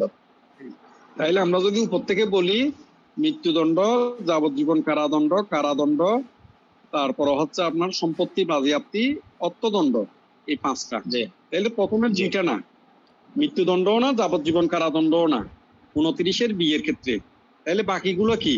কিশোরেরা আর কোন ধরনের অপরাধ করলে? বাকিগুলো বলতে বোঝাচ্ছে আপনার এই যে যদি শুধুমাত্র কারাদণ্ড দেওয়া যায়, এরপরে বলতেছে যদি আপনার এই সম্পত্তি বাজেয়াপ্ত করা যায় ওই শিশুর, এরপরে বলতেছে আপনার কি তাকে অর্থদণ্ড দেওয়া যায়, জরিমানা করা যায়, সেই ক্ষেত্রে এই 29-এর বি প্রযোজ্য হবে। আমি আপনার অনেকবার চেষ্টা করতাম, ক খ গ ঘ ধরে মনে রাখতে পারতাম না সেকশন, সেই কারণে বাংলায় 29 বললো, ইংলিশে বি বলি। 29 B। হ্যাঁ, মনে থাকে স্যার। যে যেভাবে পারে আর কি। আর মজা ছাড়া আইন পড়াশোনা হবে না, এটা মাথায় রাখিয়ে। আপনি যতক্ষণ মজা পাবেন না ততক্ষণ আইনের পড়াশোনা হবে না। আর আমরা যদি স্যার এই জিনিসটা এভাবে বুঝি, মানে এই যাবজ্জীবন মৃত্যুদণ্ড ব্যতীত কোন অপরাধ করলে ওই যে কিশোর আইনে বি দ্বারা তার ব্যাপারে আলাদা রাখা হবে এবং ওই সরকার কর্তৃপক্ষ প্রাপ্ত হ্যাঁ, প্রযোজ্য হবে। মোট কথা কিন্তু আপনার প্রযোজ্য হবে। তার মানে 15 বছর যেটা বয়স সীমা দিছে, একটা ক্রাইটেরিয়া দিছে, প্রথম সত্য হচ্ছে তার বয়স 15 বছরের কম হতে হবে। হবে। 15 বছরের কম বলছে না ওখানে? স্যার 15 বছরের কম বলছে। তার মানে আপনার 14 বছর 363 দিন হলো হবে, কিন্তু 15 বছর হলো হবে না। স্যার প্রমাণ একদিন হাতে থাকতো স্যার করতে করলে হবে। হ্যাঁ, মানে 15 বছর হলো হবে না, এটা বলতেছে 15 বছরের নিম্নে। তার মানে 15 বছর একদিনের কম, 1 ঘন্টার কম, যেগুলো তারা হবে এইটাতে।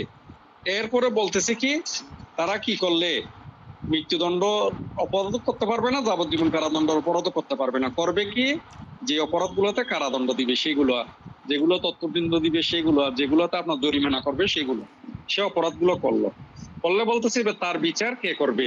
তার বিচার করবে বলতেছে চিফ জুডিশিয়াল ম্যাজিস্ট্রেট বা চিফ মেট্রোপলিটন ম্যাজিস্ট্রেট। তাহলে তার বিচার করবে কে?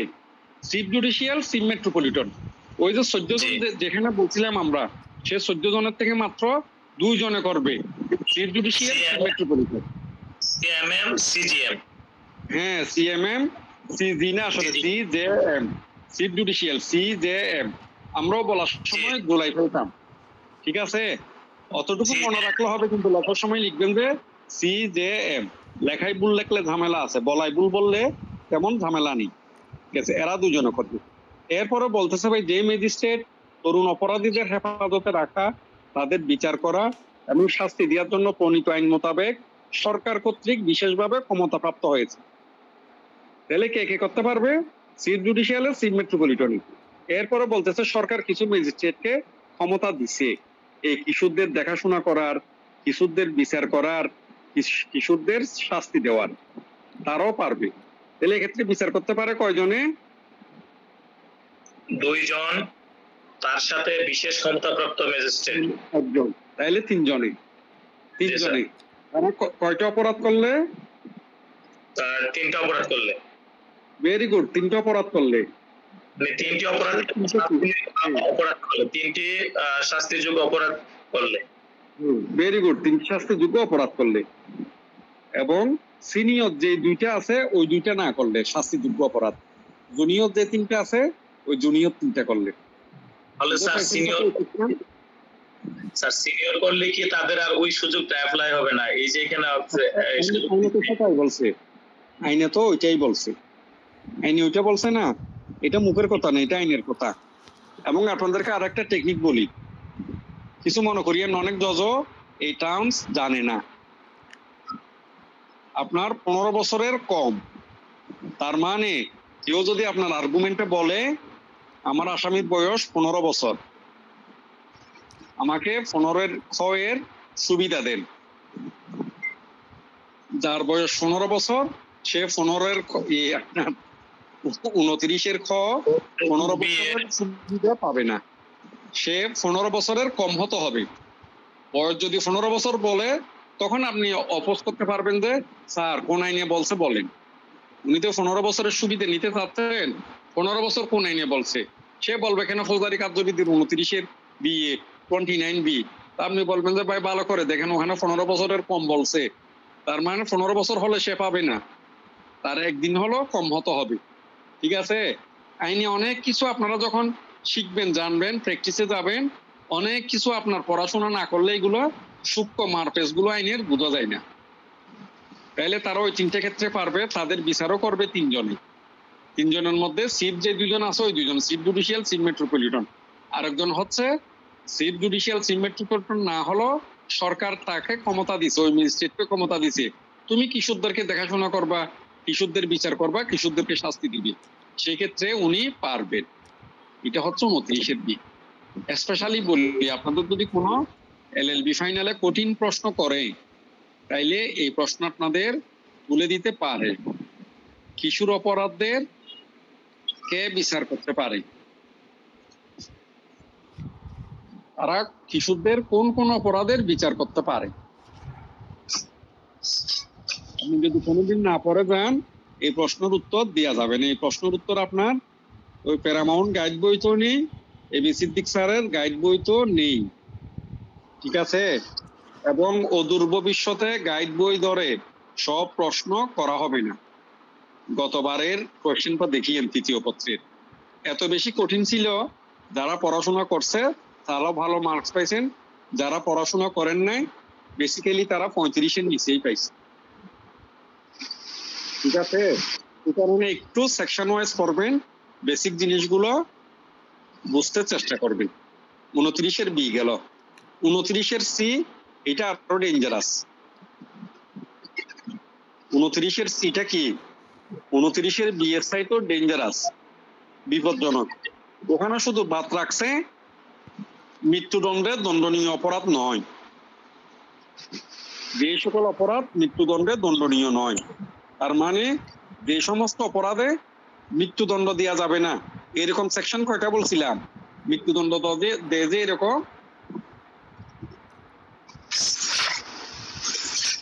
একটু আগে বললাম, আপনারা ভুলে গেছেন, রেসপন্স করতে পারতেছেন না।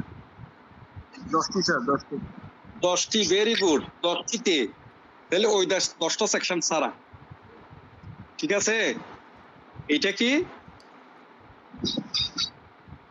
ওই 10টা সেকশন ছাড়া মৃত্যুদণ্ডে দণ্ডনীয় অপরাধ নয় এইরকম অপরাধ। তার মানে মৃত্যুদণ্ড ছাড়া ওই 10টা দণ্ডবিধির ওই 10টা সেকশন ছাড়া বাকিগুলোর বিচার সরকার যদি ক্ষমতা দেয় তাহলে কি করবে, সরকার যদি তাদেরকে বিশেষভাবে ক্ষমতা দেয়, chief metropolitan magistrate, chief judicial magistrate বা কোন অতিরিক্ত চিফ জুডিশিয়াল ম্যাজিস্ট্রেটকে মৃত্যুদণ্ডে নয় এরূপ সকল অপরাধের বিচার ম্যাজিস্ট্রেট হিসেবে করার ক্ষমতা অর্পণ করতে পারেন। কিভাবে পারবে, হাইকোর্ট সরকার হাইকোর্ট বিভাগের সাথে পরামর্শক্রমে। তাহলে উপরে বলতেছে মৃত্যুদণ্ড দণ্ডনীয় নয় এইরকম অপরাধের বিচার, এরপরে বলতেছে এই বিচার করতে গেলে কি করবে সরকার, হাইকোর্ট বিভাগের সাথে পরামর্শ করবে, পরামর্শ করে এই সমস্ত বাকি অপরাধগুলোর বিচার করার জন্য আপনার কি করবে, chief judicial magistrate, chief metropolitan magistrate, অতিরিক্ত চিফ জুডিশিয়াল ম্যাজিস্ট্রেটকে ক্ষমতা দিয়ে দিবে। এটা করার অর্থ কি, দায়রা জজ যারা আছেন তাদেরকে একটু রিল্যাক্স দেওয়া, ব্যাপারটা বুঝছেন?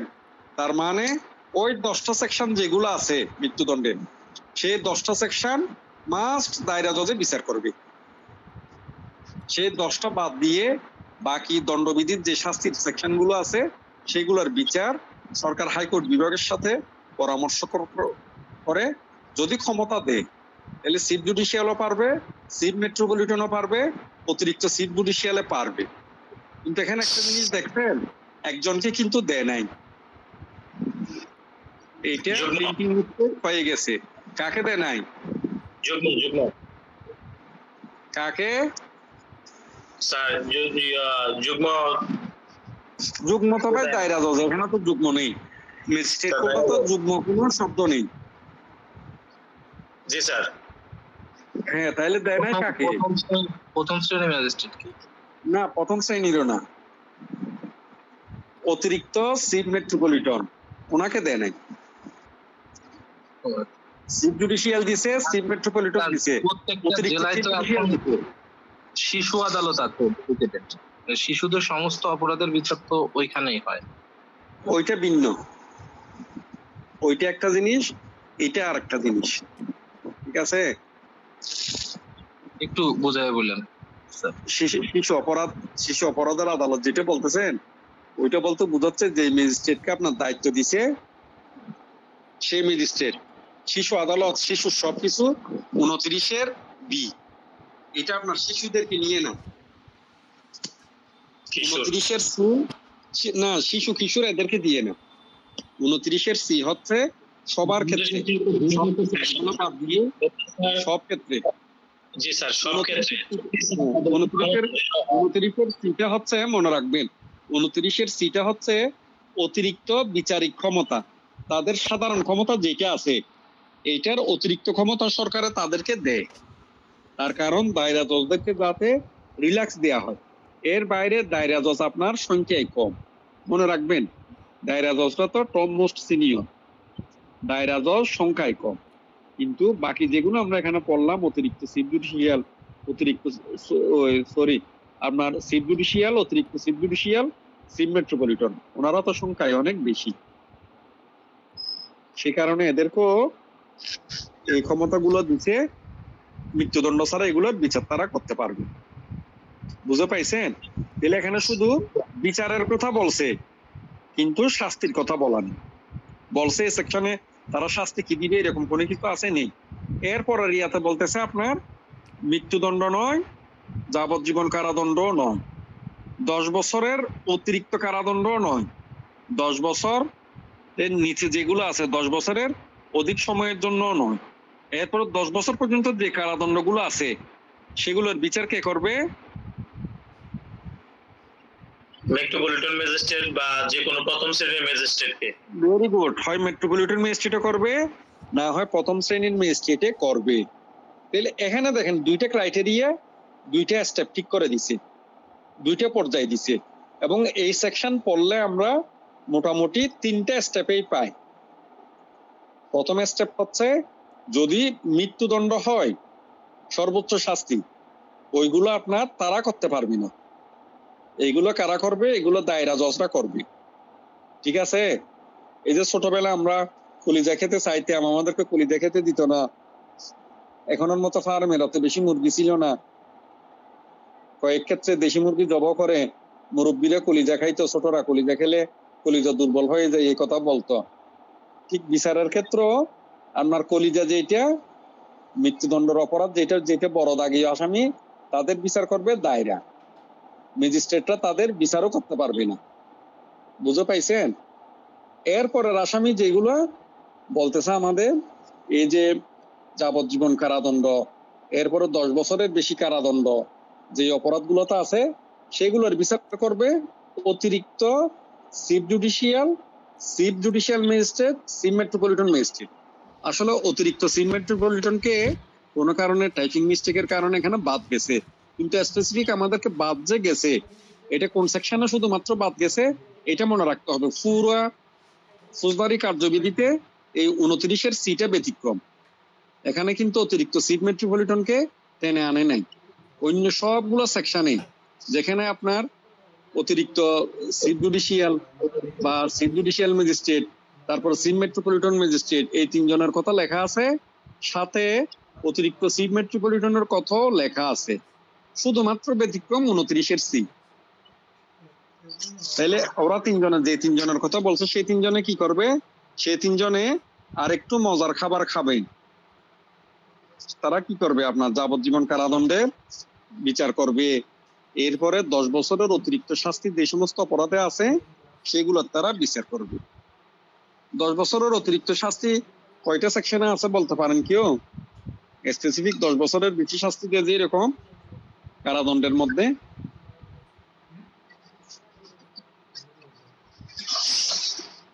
স্পেসিফিক কেউ বলতে পারবেন? না পারারই কথা। আমি যতটুকু পড়ছি শুধুমাত্র একটা সেকশনে 10 বছরের অতিরিক্ত কারাদণ্ডের কথা বলা আছে। এটা কি সেটা হচ্ছে আপনার রাত্রিবেলা যদি দস্যুতা করে, রবারি যদি রাত্রিবেলা করে তখন 14 বছর, আর যদি দিনের বেলা হয় 10 বছর। তাইলে রাত্রিবেলা দস্যুতা করার শাস্তি একমাত্র 10 বছরের উপরে। এইটা ছাড়া প্র্যাকটিক্যালি দণ্ডবিধিতে আর কোনো সেকশন পড়ি নেই। আলহামদুলিল্লাহ, আপনারা পড়লে ভাইয়াকে মেসেজ দিবেন।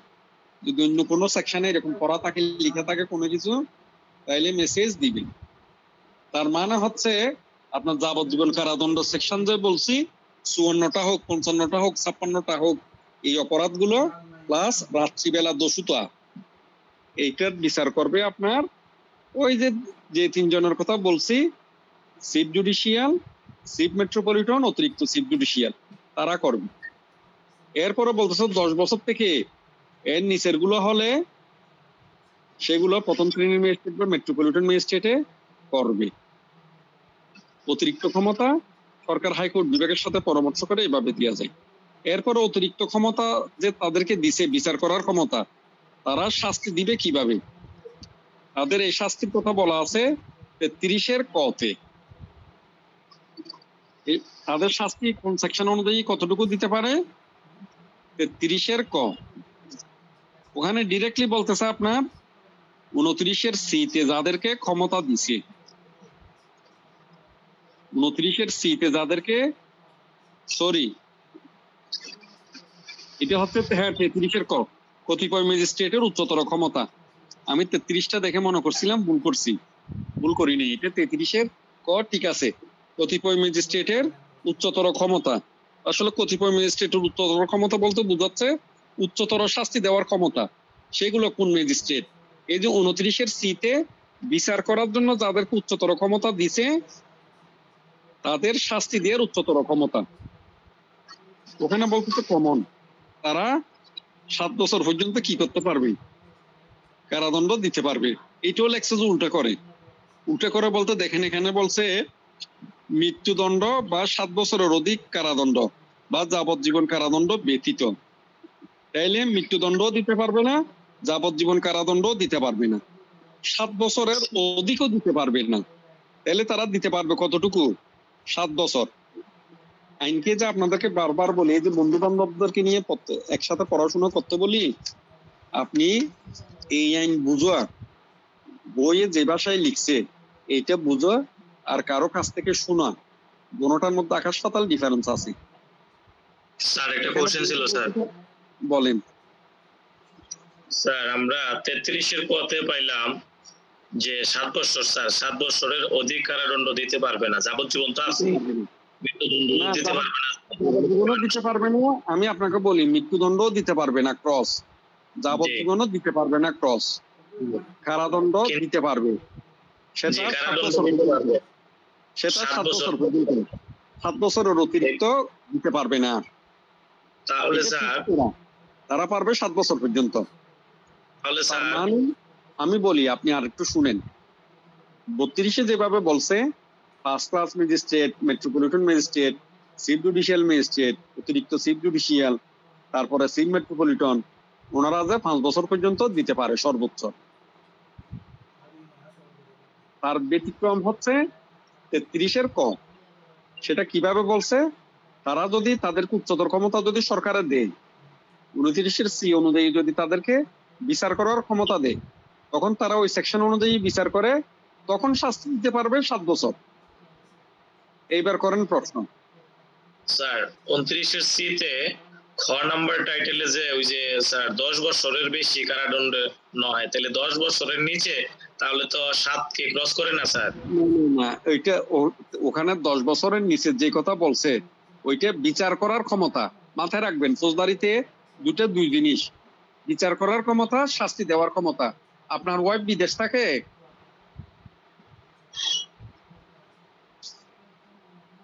যিনি কথা বলতেছেন ওনার ওয়াইফ বিদেশ থাকে নাকি? স্যার বুঝতেছি না স্যার। আপনার ওয়াইফ বিদেশ থাকে? না স্যার। না স্যার। এখানে আমরা যারা ক্লাস করতেছি কারো হাজবেন্ড থাকে বিদেশে?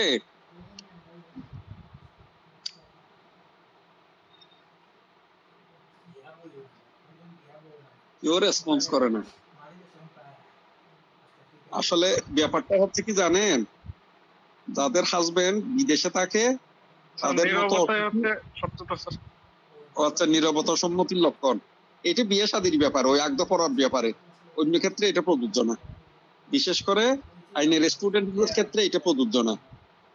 মৌনতা সম্মতির লক্ষণ এটা শুধুমাত্র আগদর ক্ষেত্রে, ঠিক আছে? জীবন অন্য কোনো ক্ষেত্রে এই বাক্য প্রযোজ্য না। যা হোক, এরপরে বলি, যাদের হাজবেন্ড বিদেশে থাকেন তারা কি করে?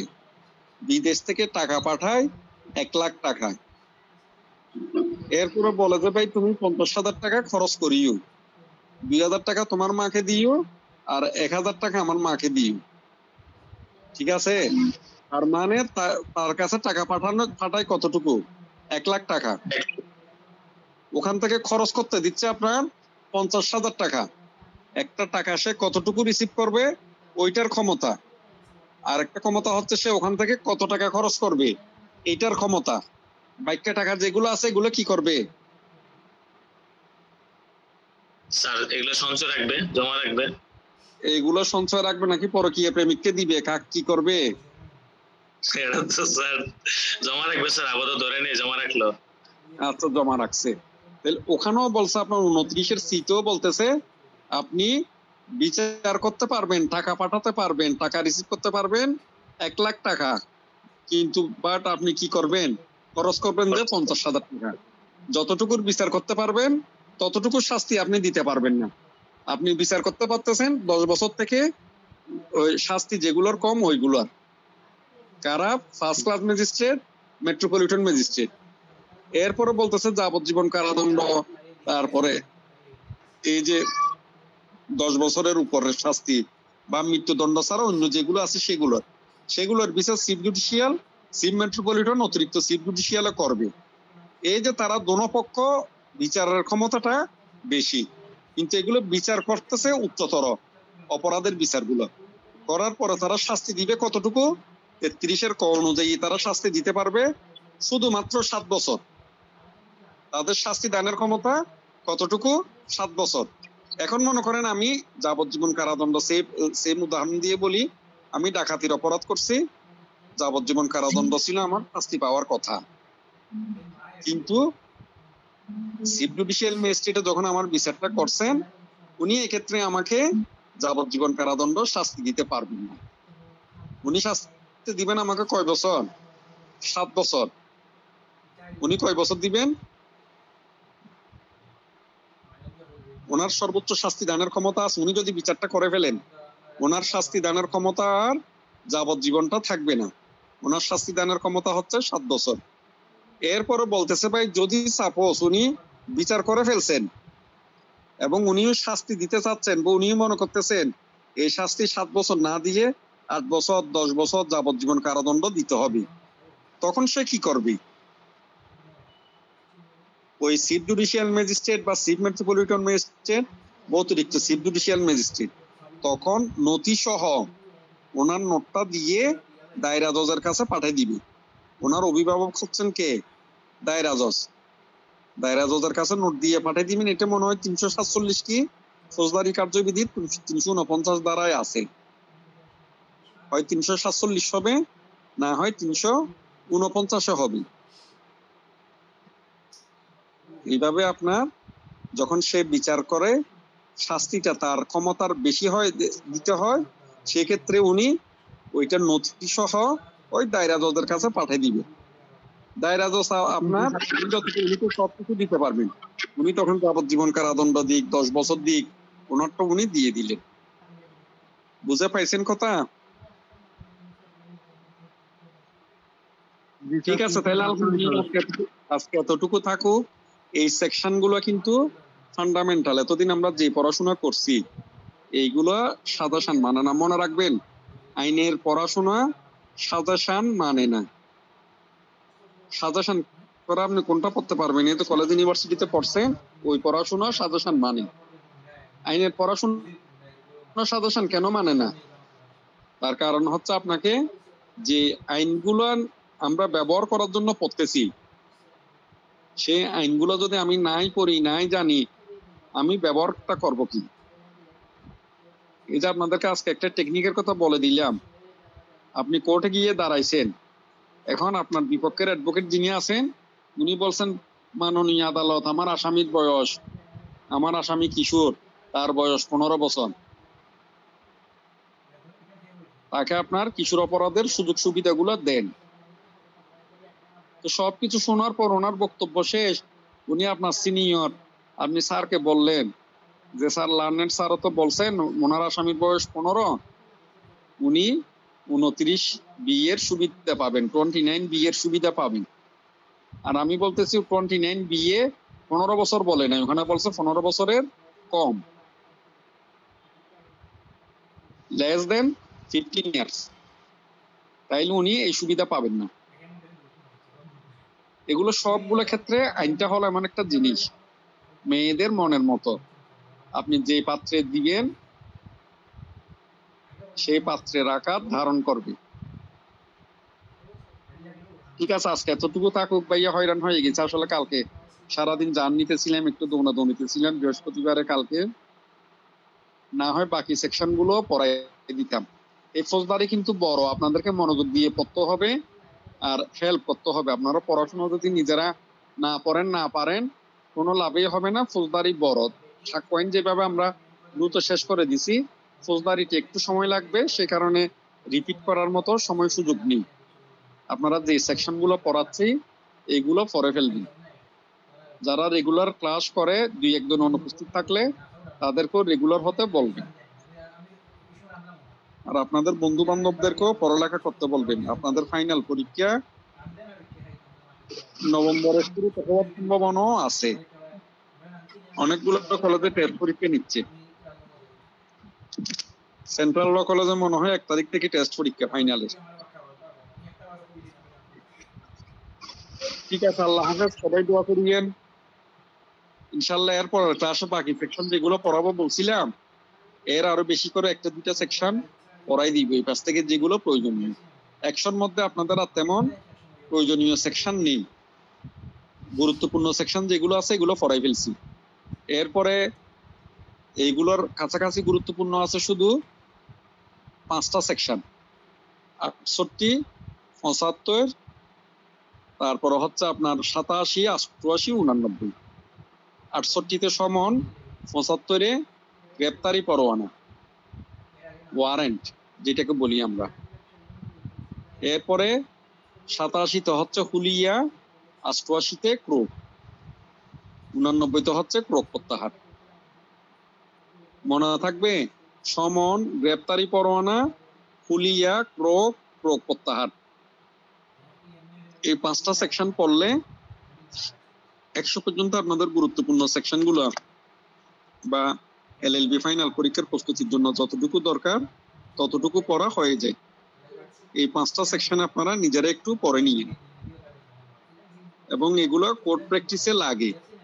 সমন দিতে হয়, ফৌজদারি তো গ্রেপ্তারি পরোয়ানা দিতে হয়, এরপরে সম্পত্তি ক্রোক করে, হুলিয়া দেয়। হুলিয়ার কথা তো আমরা শুনি নাই তেমন, আদালতে কি হুলিয়া প্র্যাকটিস হয়? পেপারে পত্রিকায় আসে না, কিন্তু সম্পত্তি ক্রোক করে যে এই প্র্যাকটিক্যাল জিনিসগুলা পেপারে পত্রিকায় আসে। আপনারা শুনছেন সম্পত্তি ক্রোকের কথা, অ্যাটাচমেন্টের কথা?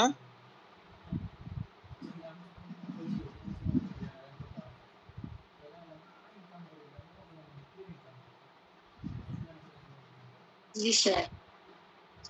শুনছেন না? সর্বশেষ কার সম্পত্তি ক্রোক করছে? সাদেক হোসেন খোকা স্যার। ওটা তো আদালতে পাশ করে ফেলছে সম্পত্তি ক্রোক। এগুলো অনেক পুরাতন খবর। যখন ওই আমাদের মরহুম সালাউদ্দিন কাদের বলবে, যখন আপনার রাজনৈতিক রীতি পরিবর্তন হবে, ওনার কাছে রীতি ছিল 2 ধরনের, সরকারি ঋতু, বেসরকারি ঋতু। ওই রাজনৈতিক ঋতু যখন পরিবর্তন হবে তখন আপনার প্রয়োগ করার ব্যাপারটাও পরিবর্তন হয়ে যায়। স্যার বেনজির, পুলিশের মহাপরিচালক যে ছিলেন বেনজির আহমেদ, হ্যাঁ, এখন করছে বেনজিরের, সর্বশেষ করছে বেনজিরের। এখন প্রতিদিনই আসে সম্পত্তি ক্রোক করছে, ওর সম্পত্তি ক্রোক করছে। স্পেশালি নাম মনে রাখাও কঠিন, এত বেশি লোকের সম্পত্তি ক্রোক হচ্ছে এখন, এগুলো স্পেশালি মনে রাখাই কঠিন। তো সেই জিনিসগুলো আমাদের যেহেতু আইনের প্র্যাকটিসে আছে, সেই জিনিসগুলো আমাদের পড়তে হবে। ঠিক আছে? আইনের সবচেয়ে বেশি গুরুত্বপূর্ণ হলো যেগুলো সচরাচর বেশি ব্যবহার হয়, ওই জিনিসগুলো গুরুত্বপূর্ণ। অনেকে গুরুত্বপূর্ণর কথা জিজ্ঞেস করে বা আইন মনে রাখার কথা জিজ্ঞেস করে, মনে রেখে ওই শুধু জিজ্ঞেস করা অতটুকুতে ভুল। ফেসবুকে আমি 2 কলম লিখলাম, কোনো লাভ হবে না। ফেসবুক দিয়ে যদি আইন শিখা যেত, অনেক কিছু হয়ে যেত। আপনাদেরকে পড়াশোনা করতে হবে, বেসিক্যালি বুঝতে হবে, সে বুঝ অনুযায়ী মুখস্থ রাখতে হবে, তারপর আপনাদের আইন মনে থাকবে। যে সেকশন গুলো পড়াচ্ছি এগুলো শুধু এক শব্দে মনে রাখার টেকনিকটা বাইর করবেন। 6 শ্রেণী বিভাগ, 9 দায়রা, 8 আপনার সবকিছুর বিচার করতে পারে, 28 সবকিছুর বিচার করতে পারে, 29 বি পড়াইলাম কিছুর অপরাধ 15 বছরের কম, এরপরে মনে করেন 29 সি পড়ালাম, এটা সাধারণত মৃত্যুদণ্ড নয়, এইরকম। বা মনে রাখতে পারেন বিচার করার উচ্চতর ক্ষমতা, অতিরিক্ত ক্ষমতা হচ্ছে শাস্তি দেওয়ার উচ্চতর ক্ষমতা। এটা সাধারণ ক্ষমতা নয়, বিচার করার সাধারণ ক্ষমতা নয়। 29 সি তাদেরকে সরকার বিশেষভাবে ক্ষমতা দিলে তারা পারে। এরপরে 33 হচ্ছে আপনার ওই শাস্তি দেওয়ার অতিরিক্ত ক্ষমতা। এই শাস্তি দেওয়ার জন্য তাদেরকে অতিরিক্ত ক্ষমতা দিয়ে দিছে। স্বাভাবিক শাস্তি দিতে পারে 5 বছর তারা, আর যখন অতিরিক্ত ক্ষমতাটা পাবে তখন সে 7 বছর পর্যন্ত দিতে পারে।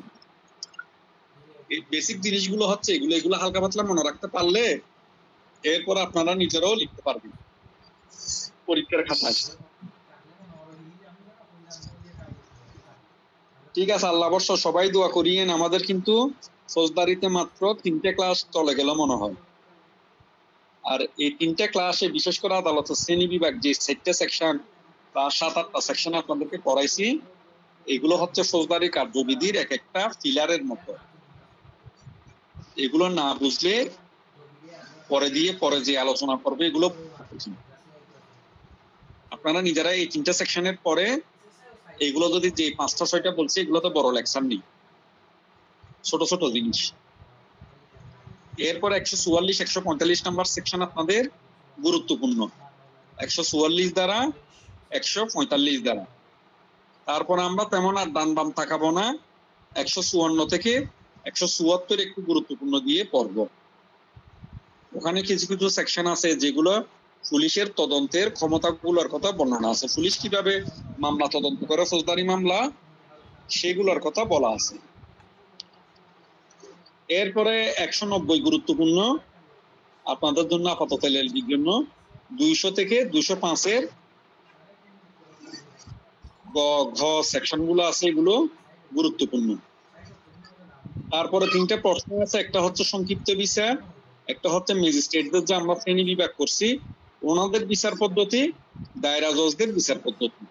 আসলে ম্যাজিস্ট্রেটদের বিচার পদ্ধতি আর দায়রা জজদের বিচার পদ্ধতি সেম, শুধু দায়রাদের 2-3টে স্টেপ বেশি ফলো করতে হয়, ম্যাজিস্ট্রেটদের 2-3-4টে স্টেপ কম ফলো করতে হয়। বাকি কথাবার্তা একটু টেকনিকটা বুঝলে ওই পড়া আবার একটা পড়লে আর একটা অটো পারে, একটা মনে রাখতে পারলে আর একটা অটো মনে রাখতে পারবেন। এরপর সংক্ষিপ্ত বিচার, যেটা এটা আমরা প্রায় সবাই সচরাচর দেখি। সংক্ষিপ্ত বিচার কোনটা কেউ বলতে পারবেন?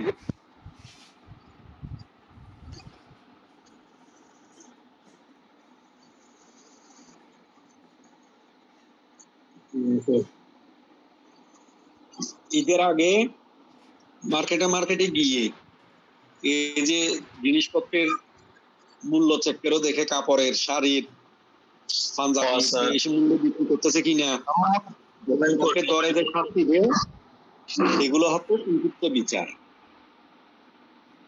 এরপর আমাদের সবজির দোকানে গিয়ে ফরমালিন দিছে কিনা, আমের দোকানে গিয়ে ফরমালিন দিছে কিনা, বা আমাদের এই যে মিনা বান্দরের ম্যাজিস্ট্রেট করুক, যে করবে করুক, এগুলো সবগুলো সামারি ট্রায়াল, সংক্ষিপ্ত বিচার। ঠিক আছে? এই 3টা বিচার পদ্ধতি আমাদের জন্য গুরুত্বপূর্ণ। তো পড়া আপনাদের অনেক, এরপর আরো অনেক পড়াশোনা আছে ফৌজদারিতে, সে কারণে রেগুলার হবেন, আর যে দিনের পড়া সেদিন পড়ে ফেলবেন। যাতে পড়াটা নিয়ে মজাও পায়, পড়াতেও মজা পায়। ঠিক আছে? আল্লাহ হাফেজ। আসসালামু আলাইকুম।